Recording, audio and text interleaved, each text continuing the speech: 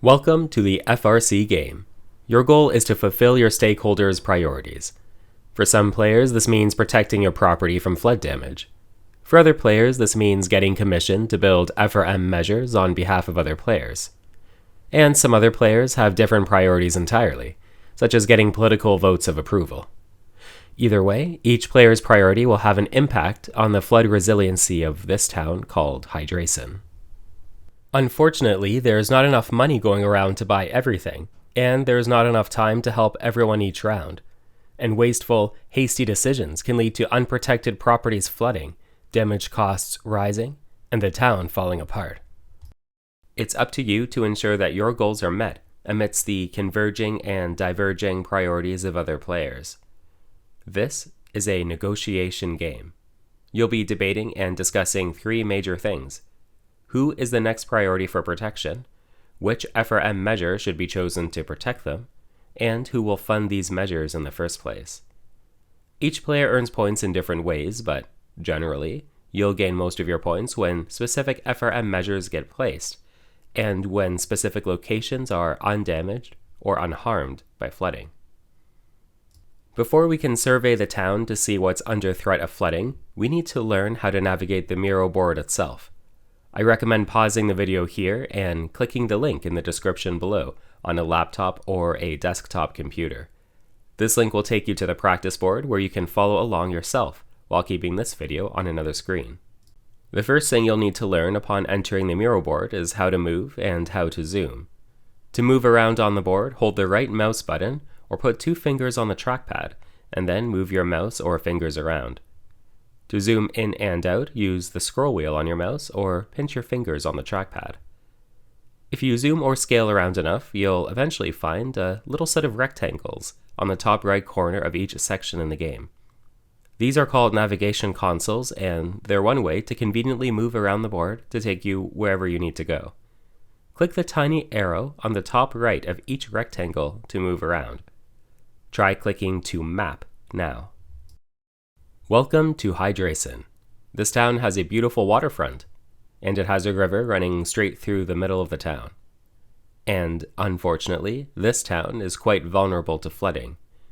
We can see a dotted blue line marking the historical floodplain. This already highlights some problems, as several recent buildings have been placed in flood risk zones. And this flood map hasn't been updated in a century, so it's likely to be even worse than depicted.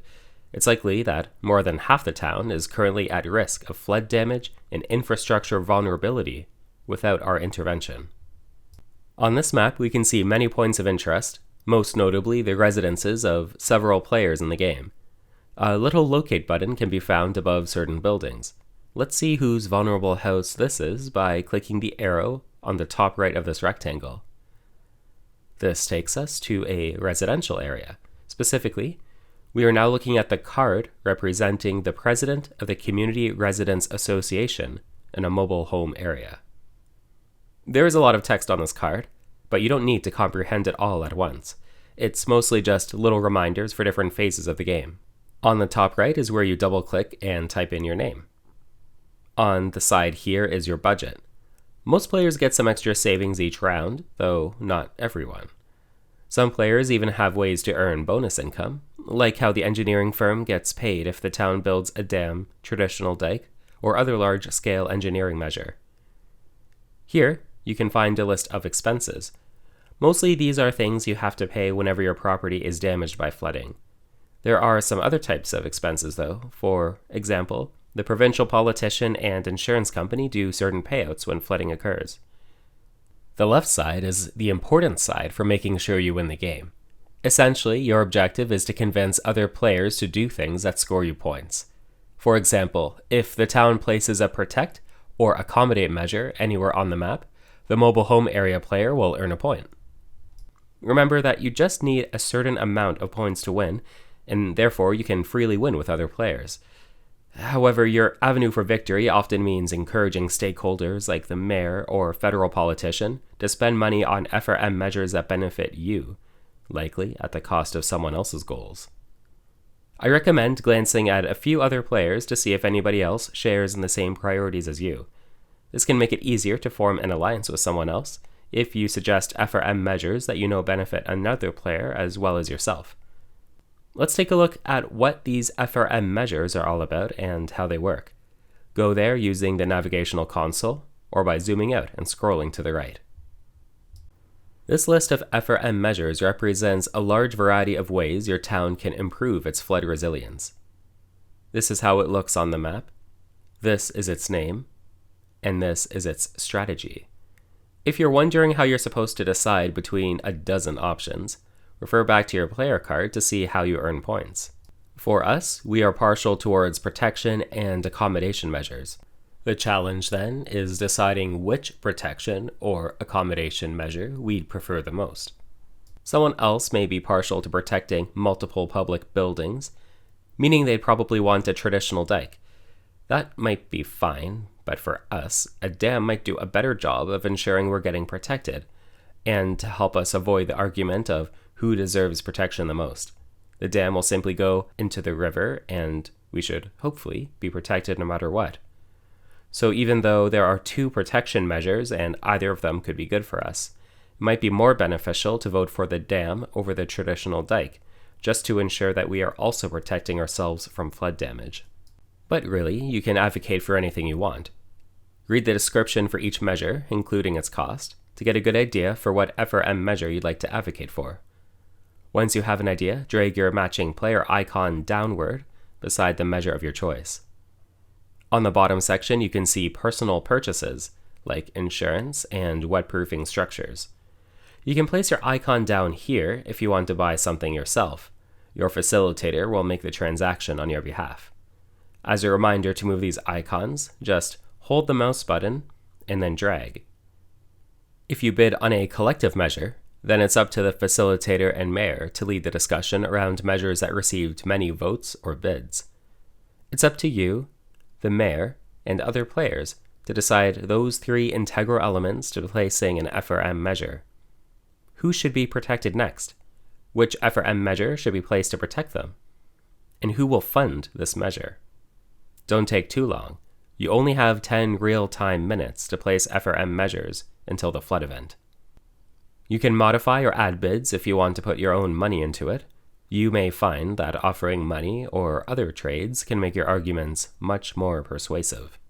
Once there's a good enough consensus to continue, whoever bid the most on the measure may place it onto the board, onto whatever spot you all decided on. The facilitator will remove money from the contributing accounts, or guide you to do so yourself. And then you can start placing bids and votes on a new measure. Make sure you've double-checked your card to see if you earn any money or points from that measure being placed. For example, the large engineering firm earns $3 whenever the dam is built, and they also earn a point for getting commissioned to build that measure in the first place. Once the 10 minutes are up, and hopefully you've placed multiple measures at this point, it's time to check for the flood event. A randomized flood will affect the town, and the facilitator will call out which properties may or may not have been affected. If you've been affected, you'll unfortunately lose a large chunk of your money, unless your property is protected by an FRM measure like a dam or a building retreat measure. Insurance can also be useful, since purchasing it will reduce how much money you lose on a flood. Remember either way to check if you deserve to earn any points. Even if you took flood damage, some FRM measures may leave you unharmed by flooding, which means you'll still earn a point. The facilitator will then adjust everyone's budget based on their income. And then it's time for the final phase of the round, the voting phase. Use the navigation console or slide to the right until you find the voting panel.